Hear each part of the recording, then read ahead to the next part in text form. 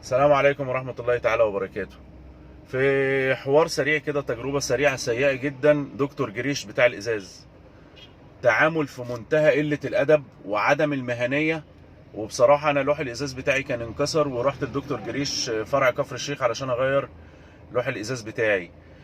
الناس مشكورة، غيرت لي لوح الإزاز وخلصت الدنيا ومفيش مشاكل خالص. وأنا ماشي بالليل لقيت نقرة فين؟ نقرة هنا كده، عباره عن عدسايه، حته عدسايه وعليها زي بلاك كده. انا قلت بيني وبينك ان هو بيبيع عصفوره ولا حاجه. لما جيت انكش النقره دي، اكتشفت ان النقره دي مخبيه زي حته تحت العدسايه كده، رمل ازاز. المهم لما جيت على الفرع اكلمه، الفرع لقيته بيقول لي لا يا باشا، ومش لا يا باشا، وانا هراجع لك الكاميرات. بيراجع كاميرات دكتور جريش، بيراجعها على لوح الازاز اللي انا واقف فيه. يعني كاميرا في محل في الشارع، بيجيب على لوح الازاز بيراجع عليها. فطبعا هو زميلي ان الكلام ده مش مظبوط. فقلت له يا باشا، يعني هي الكاميرا بتاعتك هتجيب العدسايه دي؟ قال لي اه هتجيب. المهم انا لقيت مدير الفرع لقيت طريقته مجحفه كده. المهم ان انا كلمت الكول سنتر بتاع دكتور جريش في القاهره. رد عليا دكتور مهندس محترم اسمه وليد رسلان.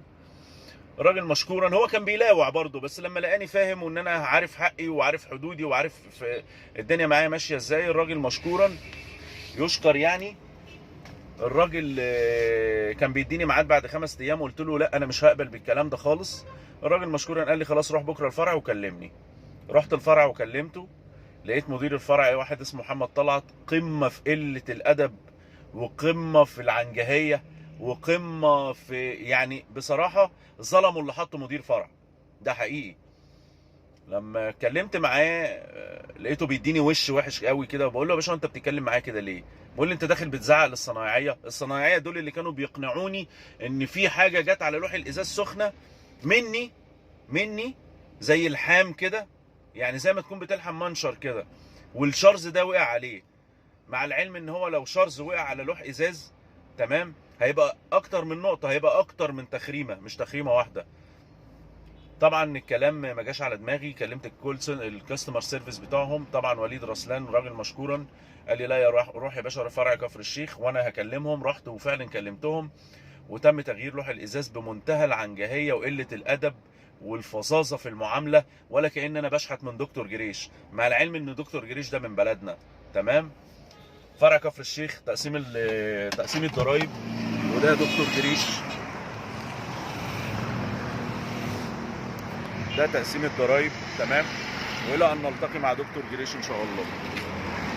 يا جماعه محدش يجيب حاجه ازاز من دكتور جريش، الناس دي ما عندهاش ذمه، وانا هعرف اكمل باقي اجراءاتي.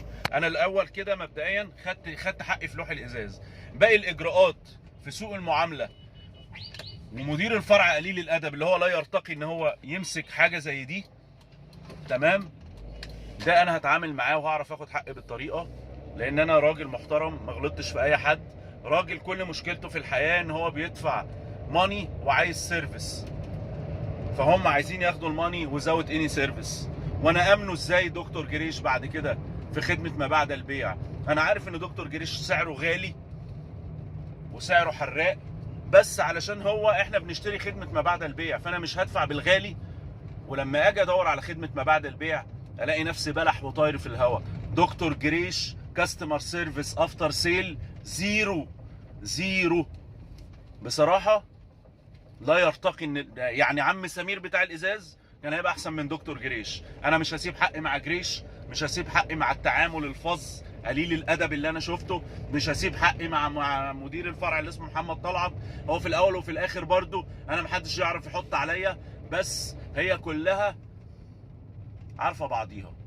وانا مش هسيب حقي. دكتور جريش زيرو كاستمر سيرفيس افتر سيل، زيرو كواليتي جودز. حاجه يعني انا لو بتعامل فعلا مع عم سمير بتاع الازاز كان التعامل هيبقى احسن من كده بكتير.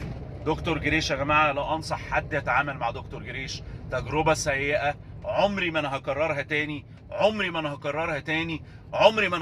تاني. دكتور جريش سيرفيس افتر سيل جودز كواليتي 0 من 10.